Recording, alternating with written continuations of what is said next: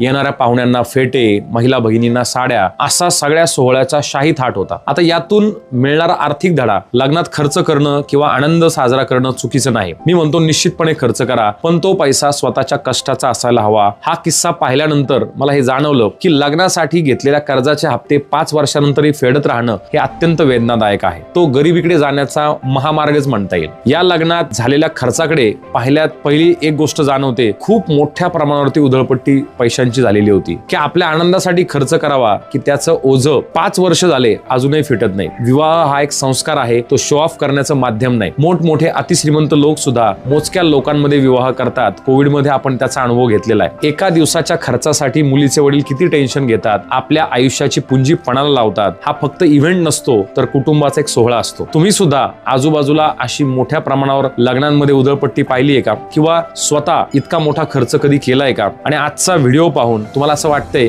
की आणखी अशा कोणत्या गोष्टींवरती आपला खूप मोठा खर्च होतोय ज्यासाठी कर्ज घ्यावं लागते? कमेंट करून नक्की सांगा. आणि तुम्हाला सुद्धा अशाच मोठ्या खर्चांचं नियोजन करायचं असेल, प्रॉपर फायनान्शियल प्लॅनिंग करायचं असेल तर खाली दिलेल्या नंबरला मला नक्की संपर्क करा. अशाच उपयुक्त रील आणि व्हिडिओसाठी स्वरा इन्व्हेस्टमेंटच्या युट्यूब चॅनलला सबस्क्राईब करा आणि इंस्टाग्राम आणि फेसबुकला आम्हाला फॉलो करा. Have a abundant life. Thank you.